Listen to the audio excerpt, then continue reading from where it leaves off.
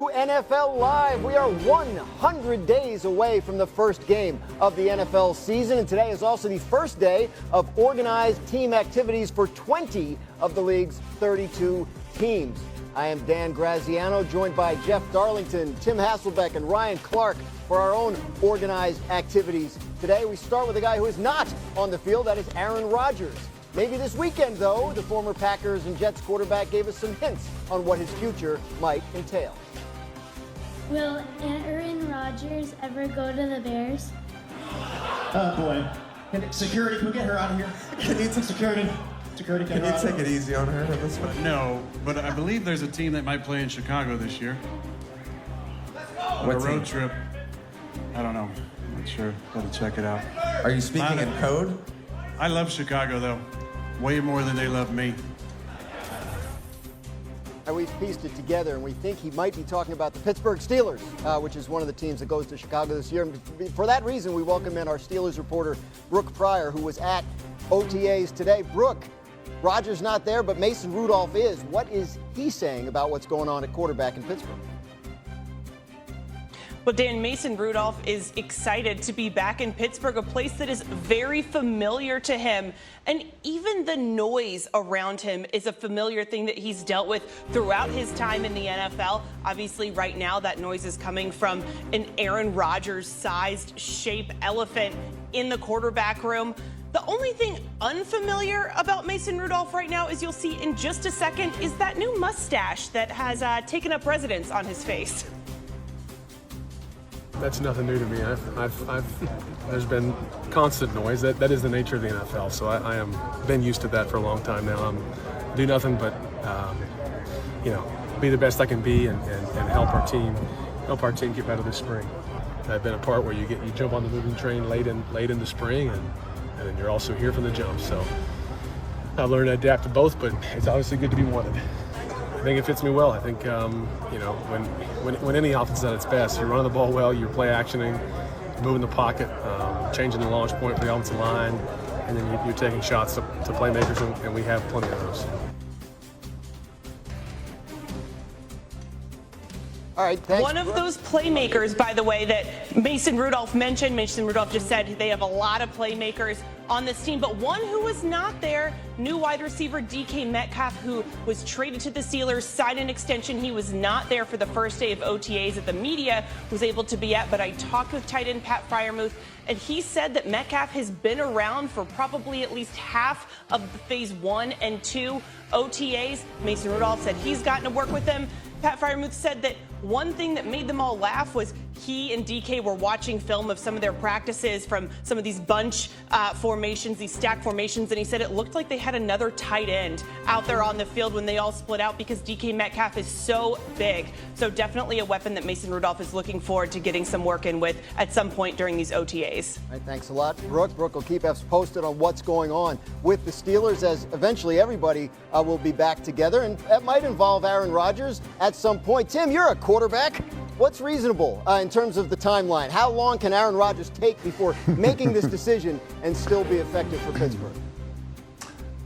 Yeah, Dan, I think, listen, earlier is always better for all players, especially quarterbacks. But look, when you've been in the league for a couple decades, look, you can do things a little bit differently. And so I do think what is reasonable is at some point during training camp, preferably the start of training camp. Look, if Aaron Rodgers had just stayed with one team his entire career, it might be the kind of move that he would do even if that was the case. Never mind, jumping from team to team, just because we've seen guys that have played in their 40s do stuff like this. So, look, it's not ideal for a team or a player, but when you have the experience that he has, it's still better than the alternative, which is why I think all parties are generally on board and okay with it.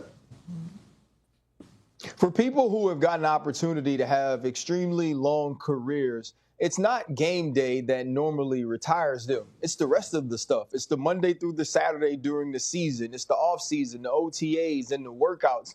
And so if you're Aaron Rodgers and if you show up in training camp, you'll have the ability to not only pick up the playbook, but the ability to produce and a team that will allow you to, then that's exactly what you do. The good thing about the Pittsburgh Steelers is you have established leaders in that locker room. People like Cam Hayward and T.J. Watt, Pat Fryermuth, Mika Fitzpatrick, who understands how things are supposed to go. Aaron Rodgers won't have to step in and be the captain and be the leader who everyone rallies behind. What Aaron Rodgers will have to do is master the playbook and execute it. And I fully believe that he can do that showing up in training camp, even if it's not necessarily the message you want to send to a young team.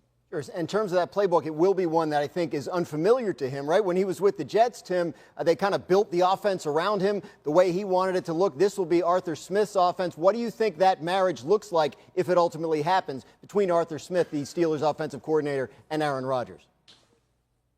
Yeah, Dan, it's a great point because, look, he basically played between Mike McCarthy and LaFleur in the same, derivative of a West Coast offense, and so while terminology and things were different, the basis of what they were doing kind of originated from the same space. It has been a little bit different what Arthur Smith has done. Now, some of that's been personnel, some of that's been Arthur Smith's quarterbacks. So, look, I think the challenge ends up being for both people. For Aaron at this stage of his career to be willing to be an old dog that's taught new tricks and learn something new, be open to that. And I think for Arthur Smith to say, okay, let's do the things that this guy's been historically good at doing throughout his career. And so much like we applauded Kellen Moore for, adapting to, a run game and using the quarterbacks in Philly in a different way than he'd used quarterbacks in the past, I think a similar thing has to happen when you have, a veteran player, coming in with really, what will be a new offense for him. And that, of course, all assumes that Rodgers does show up and play for the Steelers. If he does not, our Jeremy Fowler had an interesting plan B for Pittsburgh the other day on SportsCenter. Take a listen. I would say Kirk Cousins. I had some conversations with people this week that led me to believe that Cousins is at the very least on the Steelers' radar if something were to fall through on Rodgers. Now, here's how they could make that happen. Cousins has $37.5 million in guarantees between this year and next year. Somebody's on the hook for that, whether it's Atlanta or someone else. So to facilitate a trade, Atlanta would need a team to offset some of that money, whether it's $4 million, $20 million, whatever it is. But the feeling around the league is that Atlanta has not been willing to budge on this. They haven't shown a lot of interest in trading Cousins. It would take a hefty price tag for another team to wiggle that out. Jeff Darlington, what are you hearing about Kirk Cousins in that situation? Well, listen, I think that it's important to, first of all, remember that Aaron Rodgers remains the front runner to wind up with the Steelers. And I don't think we need to go into panic mode and hit the button to expect them to go down other roads. And if that were to be the case, the one thing I would remind people, we don't want to just play the name game here. This is not to just dump on Kirk Cousins, but he was replaced by Michael Penix with good reason. I remember covering multiple Falcons games, and I was at those games, and I saw a Kirk Cousins who definitely looked much closer to the end of his career than the beginning. The velocity on his passes was not there, leading to a lot of the interceptions that ultimately led to the bench. So the idea of just saying Kirk Cousins is the answer needs to be kind of maybe just a touch backed off because of the way that he played. Remember that as you consider the possibility of Cousins. The last time I checked, Allen Iverson was the answer because it sure ain't Kirk Cousins. And I understand what Jeremy might